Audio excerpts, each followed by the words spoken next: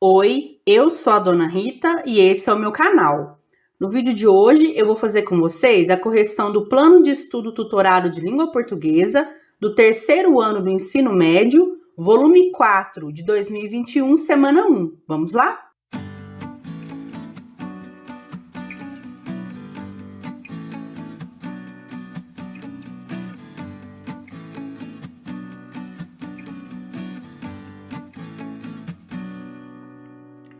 Pessoal, então o PET 4 é o último que vocês vão fazer, né? Graças a Deus. Porque se Deus quiser, vocês vão conseguir se formar esse ano e nunca mais vão precisar se preocupar com pet. A não ser que vocês arrumem um bichinho de estimação, né? Um pet.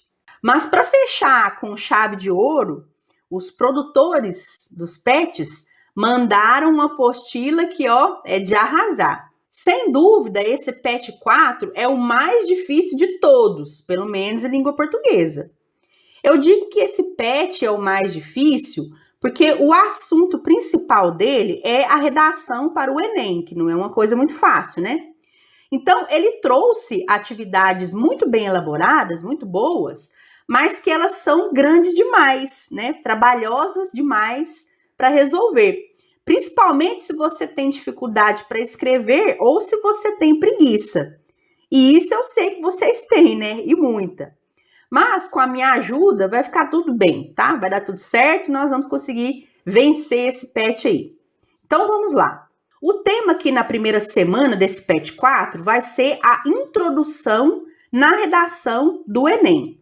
Então vocês vão fazer a leitura desse texto informativo aqui, ó, dessas explicações, que com base nessa leitura eu tenho certeza que vai ficar bem mais fácil de vocês produzirem as introduções das redações nos moldes do Enem que vocês têm que fazer aqui nessa semana. Então vocês vão fazer a leitura desse quadro aqui, ó, de todas essas explicações, desse exemplo aqui, ó, de introdução de redação do Enem que tirou nota 1000, e aí isso tudo vai facilitar bastante na hora de vocês produzirem os textos de vocês, tá? Então é muito importante que vocês façam de verdade a leitura desse texto explicativo, desse texto informativo aqui. E aí, pessoal, nas atividades, basicamente o que o PET está pedindo nessa semana é que você faça a elaboração da introdução de 3 redações do Enem, cada uma delas com um tema diferente. Você não vai produzir o texto inteiro, a redação inteira, não. Aqui ele está pedindo para você fazer só a introdução. Então, você vai seguir esse modelo aqui, ó, esse exemplo aqui. Vai se basear também nessas explicações aqui que tem nesses quadros aqui, ó, que são as partes de uma introdução. Aqui está explicando direitinho como que você estrutura, como que você constrói a introdução do seu texto. Baseado nisso aqui, então, você vai escrever a introdução de uma redação com esse tema aqui, ó, a importância do ensino de ecologia na escola. Depois você vai escrever a introdução para esse texto aqui, ó, com esse tema aqui, ó, desafios da aplicação dos direitos do consumidor na sociedade, e também vai escrever uma introdução para esse tema aqui, ó, como combater o racismo na sociedade brasileira do século XXI, tá certo? Então, você tá vendo que não são muitas atividades, mas as atividades que tem são grandes demais, porque basicamente você tem que escrever texto, né? E como vocês são muito preguiçosos, vocês não gostam de produzir texto, por isso que eu falei que fica meio difícil para vocês, né? Mas aqui eu já trouxe os exemplos prontos para vocês, né? Se vocês quiserem copiar, para mim tanto faz, né? Não faz diferença nenhuma. Mas o ideal é que você utilize aqui o meu exemplo e construa a sua própria introdução para cada um desses temas, tá certo? Até porque as minhas introduções são bem grandes e não vou diminuir não, tá? Não adianta vir nos comentários reclamar que a resposta está muito grande, porque essa aqui é a minha resposta. Se você quer uma resposta mais curta, uma resposta menor, tem que escrever menos coisa, então você tem que fazer seu texto sozinho. Isso aqui que eu trouxe é só um exemplo, né, para vocês se guiarem para construir aqui as introduções de vocês. Então, vou fazer a leitura aqui, ó, do primeiro tema, a importância do ensino de ecologia na escola. Então, eu segui aqui esse modelo que o PET apresentou, né, que está escrito lá naquele quadro, tem também o exemplo, e aí meu texto ficou assim, ó. No filme estadunidense Avatar, Enquanto os habitantes do planeta Pandora vivem em perfeita harmonia com o meio ambiente, os seres humanos colonizadores querem explorar um mineral presente no solo do lugar, nem que para isso toda a vida em Pandora seja destruída. O filme claramente é uma crítica à ganância do sistema capitalista que não pondera as consequências danosas que a busca desenfreada pelo lucro pode acarretar para o equilíbrio natural, demonstrando que é urgente uma mudança no modo como o ser humano se relaciona com o meio ambiente. Daí a importância do ensino de ecologia na escola, para que a compreensão sobre como seres vivos relacionam-se uns com os outros e com o meio em que vivem, leve à conclusão de que preservar, não tem esse A aqui não, tá? De que preservar o meio ambiente é também preservar a vida humana na Terra e que de forma alguma essa preservação e desenvolvimento econômico se encontram em lados opostos, pois na atual conjuntura, sem ações que visem a sustentabilidade, a economia também não se sustentará. Então aqui você pode identificar que tem tudo que foi pedido aqui nessa explicação, né, nesse modelo que tem, né? Eu fiz uma alusão ao filme, né, o filme Pandora, a contextualização, eu expliquei o que esse filme tem a ver com o tema, a apresentação do tema, então você pode observar que dentro do meu texto tem o tema do texto, né? Vou até marcar aqui para vocês verem, aqui ó, dentro da minha introdução, tem esse trecho aqui que é justamente o tema dessa redação, que é a importância do ensino de ecologia na escola. Então, dentro do meu texto, eu coloquei qual que é o tema, né? O tema proposto. E tem também a apresentação da tese, que é a opinião que eu vou defender no restante do texto, né? Caso eu vá continuar escrevendo ele. Né? A minha tese é a seguinte, que é necessário que haja o ensino de ecologia na escola para que as pessoas mudem o seu posicionamento, a sua forma de pensar a relação entre o ser humano e o meio ambiente. Porque preservar, que é a minha tese, deixa eu marcar aqui para vocês, ó. Porque preservar o meio ambiente é também preservar a vida humana na Terra e que essa preservação e o desenvolvimento econômico, eles não estão em lados opostos. Então, isso aqui é basicamente a tese que eu iria defender nesse texto, tá? Então, todas as partes que compõem uma introdução estão presentes aqui nessa introdução que eu criei. Vamos agora para a segunda redação, a segunda introdução aqui que eu criei, agora sobre o tema Desafios da aplicação dos direitos do consumidor na sociedade. Se vocês identificarem alguma coisinha digitada errada aqui, vocês corrijam, tá? Na hora de copiar, né? Se vocês forem copiar meu texto. A Black Friday é uma data criada nos Estados Unidos para inaugurar a temporada de compras natalícias, promovendo significativas promoções.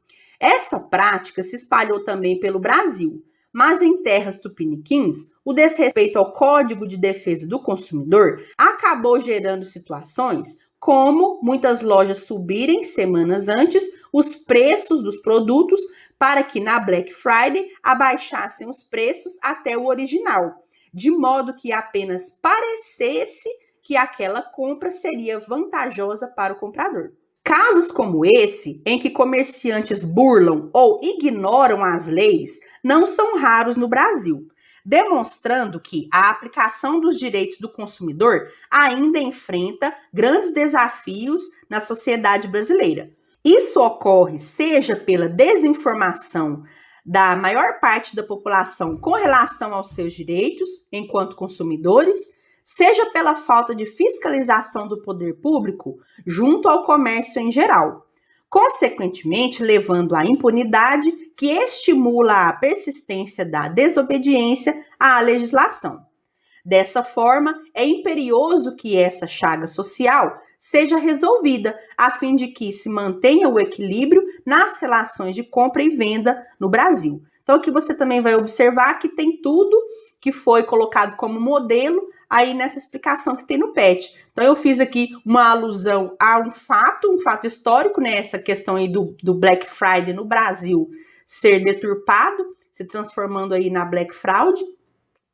Eu apresentei aqui qual que é o tema da minha redação, que são esses desafios para a aplicação dos direitos do consumidor, né, aqui no Brasil, e eu apresentei a minha tese, né? A minha tese, a opinião que eu vou defender, é que esse problema é causado pela falta de informação da população e também pela falta de fiscalização, né? Tornando isso aí um problema que precisa ser enfrentado, combatido, resolvido. Então, você vai observar que tudo que precisa ter em uma introdução, eu coloquei aqui nessa introdução que eu criei para esse tema, tá? Vamos agora para a última introdução aqui nessa primeira semana. Agora vamos falar sobre o combate ao racismo na sociedade brasileira do século XXI. Esse aqui foi o texto que eu menos gostei, porque não é um assunto que eu me sinto segura para falar sobre, não é um assunto que eu tenho, assim, tanta informação que eu domine muito, né? Eu assisto bastante vídeo, leio bastante coisa sobre o tema, mas é um tema muito delicado, então eu considero que eu não sei se meu texto está à altura da importância do tema. Mas aqui, para cumprir a tarefa, ele serve. Então, ficou assim, ó. No TikTok, rede social de compartilhamento de vídeos curtos, há uma trend, que é a tendência do momento, em que os usuários da plataforma publicam vídeos narrando suas paranoias de preto. É porque esse aqui é o nome da trend, tá, gente? Paranoias de preto. Nessas publicações, pessoas pretas ou pardas relatam seus medos com relação ao racismo, citando atitudes como tomar muitos banhos por dia e se perfumar, pois lhes disseram que pessoas pretas tendem a ter mais odor corporal, não entrar em supermercado segurando uma sacola para não acharem que pretendem roubar algo, não colocar o capuz ou correr à noite em uma rua para não acharem que trata-se de um criminoso. Isso revela que o combate ao racismo na sociedade brasileira, no século XXI, ainda representa um grande desafio. Isso ocorre porque, muitas vezes, os casos de racismo acontecem de forma sutil, velada, não escancarada, sendo difícil para a vítima reunir provas para buscar seus direitos perante a justiça. Além disso, as origens históricas do racismo o tornaram algo estrutural no Brasil, de modo que ele se revela não só em episódios de agressão direta, mas na própria forma como a sociedade se organiza, ficando a população afrodescendente sempre fora das posições de poder e privilégio, submetidas a condições inferiores em todos os âmbitos, educacional, laboral, habitacional, de segurança, de acesso à saúde, etc. Dessa forma, é urgente que medidas sejam tomadas para combater o racismo no Brasil. Então, aqui, nesse texto, né, eu precisei escrever até mais para conseguir passar, né, minimamente aqui a ideia que eu tinha sobre esse tema. Então, essa introdução aqui ficou até grande demais, né? Então, eu fiz aqui, ó, a referência a um fato social, né, que é essa questão das trends lá do TikTok. Eu fiz também aqui referência ao tema, que é o combate ao racismo na sociedade brasileira. Depois eu coloquei aqui qual vai ser a minha tese, né, a opinião que eu vou defender. Então, ao longo desse texto eu iria falar sobre a questão de como que é difícil a pessoa provar que sofreu racismo, porque às vezes acontece de uma forma muito sutil, então fica difícil reunir provas para procurar a justiça, né, e isso leva à impunidade. E, principalmente, né, eu acho que a parte mais importante desse texto seria falar sobre a característica estrutural do racismo no Brasil, né? Porque quando a gente observa as pesquisas, a gente vê que a população afrodescendente, ela sempre está nos piores níveis. Então, quando fala de educação, quem tem a pior educação são as pessoas afrodescendentes. Quando fala de violência, quem sofre mais com a violência são as pessoas afrodescendentes. Quando você fala da habitação, né, as pessoas que vivem nos piores lugares, pessoas afrodescendentes, então, só que aí a pessoa, como que ela vai procurar a justiça para se defender desse tipo de racismo, entendeu? Ela vai processar quem, né? Então, é difícil encontrar, vamos dizer assim, o culpado desse racismo, porque o culpado desse racismo estrutural é a sociedade como um todo. Então, combater esse racismo estrutural, que é distanciar a população negra e a população parda dos direitos garantidos pela Constituição, é o que iria surtir mais efeito para o combate ao racismo, né? Porque as pessoas, elas querem ter acesso à dignidade, ao que minimamente é colocado lá como seu direito, segundo a Constituição. Só que tem lá a Constituição toda bonitinha falando que o ser humano tem direito disso e direito daquilo, só que para a população afrodescendente, esses direitos não chegam, simplesmente pelo fato de sua origem, simplesmente pelo fato da sua cor de pele, do seu tom de pele, não é verdade? Então, essa seria a opinião que eu iria defender ao longo desse texto, tá? Então, vou voltar aqui um pouquinho para vocês poderem tirar print das 3 introduções. Então, você pode tirar um print aqui dessa primeira, né, que ficou a menor. Eu acho que o PET podia ter ajudado a gente, deixado a gente escolher um dos temas, né, e não escrever sobre os 3, que aí ficaria menor. Mas aqui não deu opção, não. Você tem que escrever sobre os 3, né? Não é para você escrever só sobre um, não.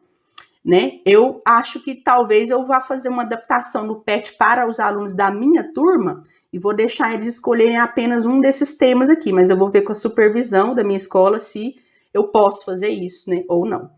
Você pode tirar o print aqui também desse segundo texto, né, segunda introdução, e aqui da última, então você tira o print aqui dessa parte também, tá certo, pessoal? Então é isso, essa foi a correção da primeira semana do PET 4, né, o PET final. Espero que vocês tenham gostado. Deixem o seu like, comentem, compartilhem o vídeo com seus colegas, se vocês puderem, para me ajudar. E continuem aqui comigo para as próximas correções, que são tão difíceis e tão grandes quanto essas atividades que a gente fez aqui na primeira semana, tá? Então, continue aqui comigo, porque aqui no canal do Dona Rita, eu apresento os exemplos dos textos para vocês se inspirarem ou copiarem, se vocês quiserem também, porque para mim, já te falei, né? Tanto faz. Então é isso, até a próxima. Beijo, tchau!